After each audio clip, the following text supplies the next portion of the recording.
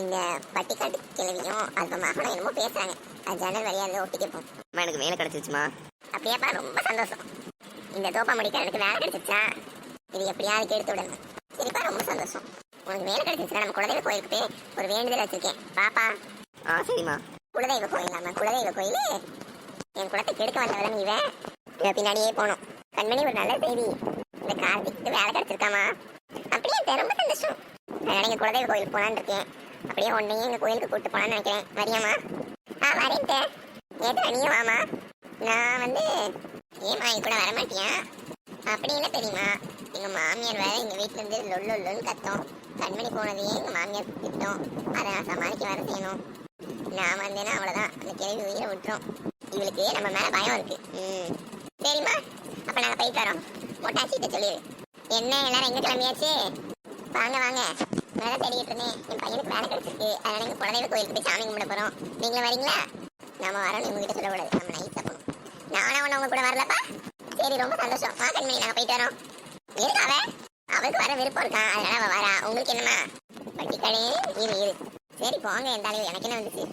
பரிகாரம் பண்றது என்ன, ஜோடியா ஊர் சுத்துறது என்ன, இதெல்லாம் விடுவேன் நான். நல்ல பிளான் பண்ணி வச்சிருவோம். ஓகே, இப்போ கிளம்பா. என்ன பாய குழந்தைட்டு நிக்கிறீங்க? வீட்டுக்கு வந்தா உங்களுக்கு ஜூஸ் கொடுங்க. எம்மா ஸ்ருதி, இது யாருமா? யார் என்னன்னு சொன்னாதான் வீட்டில் ஏற்றுவா போல. நந்தினி, உனக்கு தெரியாத இவங்க யாருன்ட்டு? இது யாரு? அத்தை, இந்த கேளவனும் கேளவியும் யாருன்னு உங்களுக்கு தெரியுமா? சுந்தரி, எனக்கு இவங்க யாருமே தெரியாது. நான் இவங்க பார்த்ததே இல்லை. என்ன நடிச்சுக்கிட்டு இருக்கியா நந்தினி? இதோ வளர்த்தியா வளர்ந்துருக்கானே, இவனோட அம்மா அப்பா நாங்க தான்.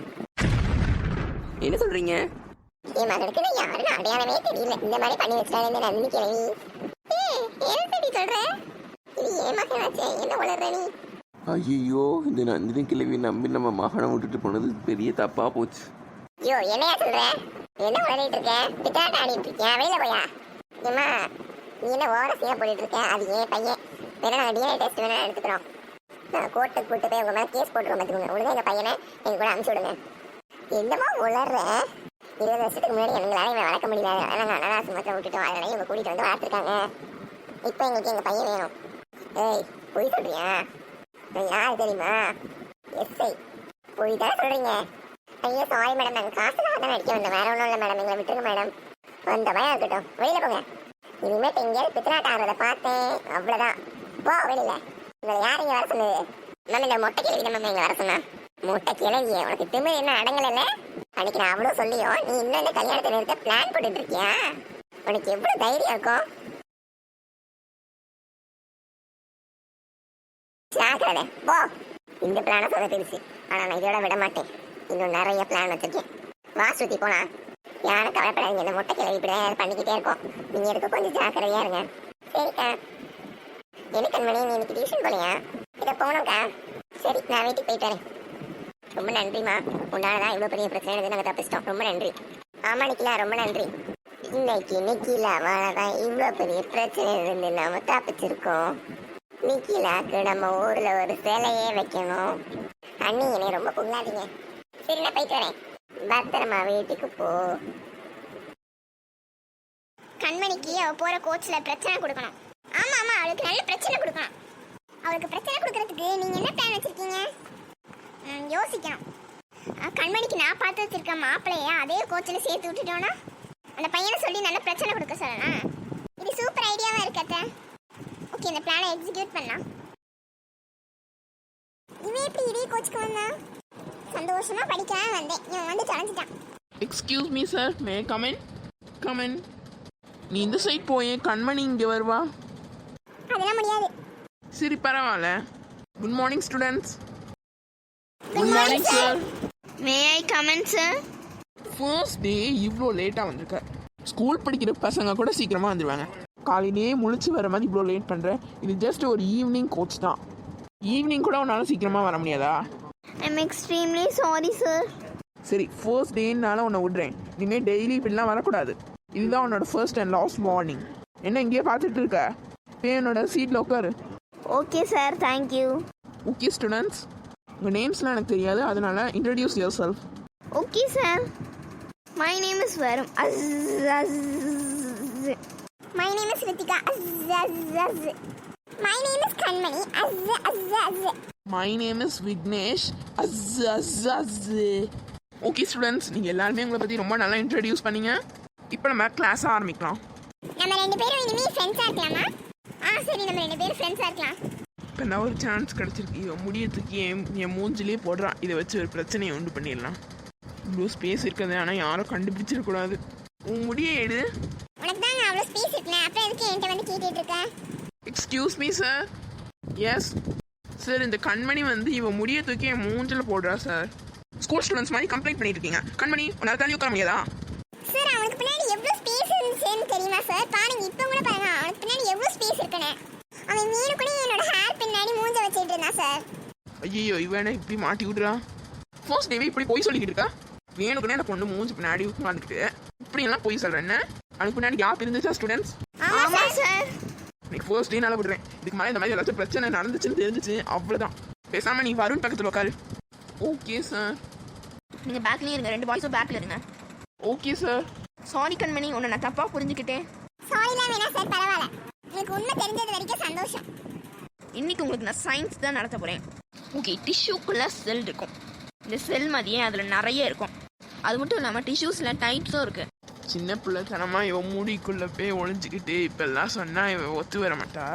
ஒரு லவ் லெட்டர் எழுதி இவ தான் அதை எனக்கு எழுதுனான்னு சொல்லி சார்கிட்ட மாட்டி விட்டுடலாம். இது நல்ல ஐடியாவாக இருக்கு. சார், கண்மணி எனக்கு லவ் லெட்டர் எழுதியிருக்கா. What is this Kanmani? First டேவே இப்படி லவ் லெட்டர் எழுதியிருக்க? படிக்க வந்த இடத்துல லவ் லெட்டர் கொடுத்துருக்கா அவனுக்கு. விக்னேஷ், அந்த லவ் லெட்டரை என்கிட்ட கொடு. இந்தாங்க சார். விக்னேஷ், இதில் ஏதாச்சும் உண்மையிலே இருக்கா? ஆமாம், இதில் ஒரு பேப்பர் இருக்குது. இதை கிழிச்சு அப்படியே டஸ்ட்பினில் தூக்கி போடுறேன். கண்மணி, உங்கள் அம்மா அப்பா இதை தான் உனக்கு சொல்லித்தராங்க. எதுக்கு இப்போ இந்த கோச்சுக்கு வந்த? ஃபர்ஸ்ட் டேவே இப்படி லவ் லெட்டர் எழுதியிருக்கா. அதுவும் சார், நான் எதுவுமே பண்ணல சார். இந்த லவ் லெட்டர் நான் அவனுக்கு கொடுக்கவே இல்லை சார். நான் உங்கள் கிளாஸை தான் கவனிச்சுக்கிட்டு இருந்தேன். லெட்டர் எழுதுனது இல்லாமல் பொய் வேற சொல்கிறியா? கிளாஸை கவனிச்சியாமா? ரித்திகா, வருண், கிளாஸ் முடிஞ்சு நீங்கள் 2 பேரும் வீட்டுக்கு போங்க. இவங்க 2 பேரும் இங்கே இருப்பாங்க. பேரண்ட்ஸ் வரட்டும். இன்னைக்கு இவங்களை உண்டுலன்னு பண்ணணும். இந்த பொண்ணை பார்க்க நல்ல பொண்ணு மாதிரி தெரிஞ்சிச்சு. இந்த பொண்ணு என்ன லவ் லெட்டர்லாம் எழுதுது? இதுகிட்ட ஃப்ரெண்ட்ஷிப் வச்சுக்கவே கூடாது. பாத்தியா உன்னை எப்படி மாட்டி விட்டேன்னு? எதுக்கு இந்த பாட்டி நம்மளாம் இங்கே கூப்பிட்டு உட்கார வச்சிருக்காங்க? நான் வேலை வெட்டி இல்லாமையா இருக்கேன். இப்போ எதுக்கு இந்த கிழவி இங்கே கூப்பிட்டு வந்திருக்கோம்? சரி, என்னன்னு ஒன்றும் விளங்கலை. எதுக்கு அந்த முட்டை கிழவி இங்கே கூப்பிட்டு வந்து உட்கார வச்சிருக்காளோ? இவன் சிறையா இருக்கு. மாட்டெல்லாம் கழுவணும், பால் கறக்கணும், வேலை கிடக்கு. இதுல கிளாஸ் ரூம் கணக்கா இருக்கு. பாடமா எடுக்க போறாங்க மொட்டை கிழவி. இங்க நம்ம எதுக்கு இப்போ இங்கே வந்திருக்கோம்?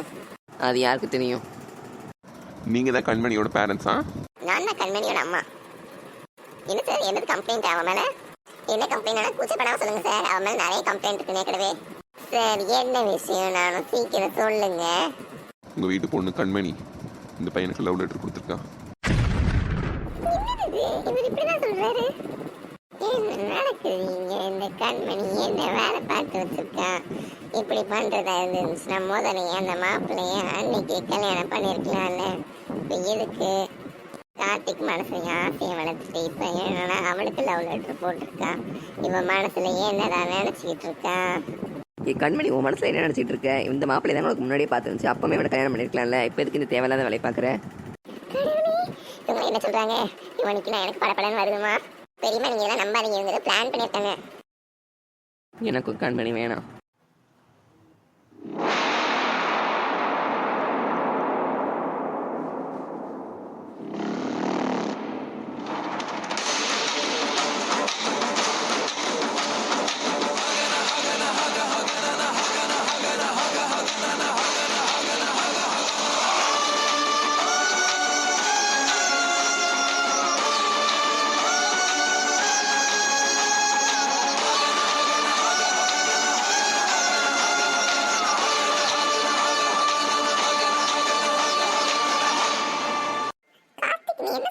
அவங்க சொல்ற இதெல்லாம் நம்பாதப்பா. அவங்க போய் சொல்றாங்க. அதை பிளான் பண்ணியிருக்காங்க. இல்லை, இதான் என் முடிவு. எப்ப கார்த்திக் நில்லுப்பா. கார்த்திக் சொன்னா கேளு. என் முடிவில் இனிமேட்டு எந்த ஒரு மாற்றமும் இல்லை. ஐயா கார்த்திக், நீ நமக்கு இங்கே என்ன வேலை? ஏண்டி கண்மணி, உனக்கு அறிவு இருக்கா இல்லையாடி? இப்படி ஒரு வேலையை பார்த்து வச்சுக்க. உனக்காக அவங்க எவ்வளவு கஷ்டப்பட்டு அந்த கல்யாணத்துல நிறுத்தினாங்க. கொஞ்சம் கூட அந்த நன்றி இல்லாம இப்படி பண்ணிட்டேடி. இனிமே மூஞ்சிலே முழிக்காத. அணி நம்பாதீங்க, நீ அதுக்கு பிளான் பண்ணிப்பாங்க நீங்க அம்மா. இல்ல நிக்கலா, நீங்க எவ்வளவு கஷ்டப்பட்டு அந்த ஆள் கூட நடந்திருக்கு இந்த கல்யாணத்தை நிறுத்துனீங்க. இவ கொஞ்சம் கூட மனசாட்சி இல்லாம இப்படி ஒரு காரியத்தை பண்ணிருக்கா. இனிமேட்டு எங்களுக்கு இங்கே என்ன வேலை இருக்கு? இவ்வளோ மாதிரி ஒரு பச்சந்தி நாங்கள் பார்த்ததே இல்லை. அப்படின்னு சொல்லாதீங்க. இப்படி ஒரு காரியத்தை நீ பண்ணுவேன்னு நினைச்சு பாத்தியா கண்மணி? இனிமேட்டு என்கிட்ட பேசவே. அக்கா நீங்கம்மா அக்கா நம்பாதீங்கக்கா, அந்த மொட்டை கேள்வியில பிளான் பண்ணிருக்கு. இல்ல இவதான் அந்த லெட்டர் எழுதியிருக்கா. கார்த்திகோட மனசு இவ்வளவு கஷ்டப்பட்டிருக்கோம். இவளுக்காக நம்ம எல்லாம் சேர்ந்து எவ்வளவு கஷ்டப்பட்டு இவளுக்கும் அந்த நிக்கிறாங்க அந்த வெள்ளை சுடிதாருக்கும் கல்யாணம் நடக்காம தடுத்தோம். இதுக்கு அதெல்லாம் நினைச்சு கொஞ்சம் கூட மனசாட்சி இல்லாம இப்படி நடந்துட்டு இருக்காளே. இதுக்கு அன்னைக்கு கல்யாணம் பண்ணிருக்கான் அவனை. இனிமேட்டு என்கிட்ட வந்துடாதே. சரி சார், நீங்க ஒன்றும் தப்பா நினைச்சுக்கிறீங்க. அது அவளுக்கு பார்க்க மாப்பிள்ள தான் இவரு, அதனால ஒன்றும் இல்லை. நீங்க எதுவும் தப்பா நினைச்சுக்கிறீங்க. மாப்பிள்ளையா இருந்தாலும் இதெல்லாம் உங்க வீட்டில் வச்சுக்கணும், இங்கே கோச்சில் வச்சுக்க கூடாது. சரி இனிமேட்டு இந்த தப்பு நடக்காம நாங்கள் பார்த்துக்கிறோம். அக்கா யாருமே என்னை நம்ப மாட்டாங்க. என்னை மன்னிச்சிருக்கா, நான் இந்த தப்பை பண்ணவே இல்லை. நீங்களே அது நம்புங்க. எனக்கு தெரியும் கண்மணி, இதுக்கெல்லாம் காரணம் அந்த மொட்டை கேள்விதான். எல்லா உண்மையை நான் வெளியில கொண்டு வருவேன். நீ கவலைப்படாம இரு. சம்மந்தி அம்மா மறுபடியும் உங்க பொண்ணுக்கும் என் தம்பிக்கும் கல்யாணத்தை முடிச்சு வச்சிடலாம். உங்க பொண்ணோட விருப்பத்தோட நாம இந்த கல்யாணத்தை நடத்தலாம். சரி சம்மந்தி அம்மா. எல்லாரும் எப்படி இருக்கீங்க? இந்த வீடியோ பிடிச்சிருந்துச்சுன்னா மனுஷத்தை கட்டுறது சப்ஸ்கிரைப் பண்ணுங்க. இந்த வீடியோ லைக் பண்ணுங்க, ஷேர் பண்ணுங்க, ஃப்ரெண்ட்ஸ் ஷேர் பண்ணி நம்ம சேனலை சப்ஸ்கிரைப் பண்ணுங்க. பை ஃப்ரெண்ட்ஸ், நெக்ஸ்ட் இன்ட்ரெஸ்டிங்கான வீடியோல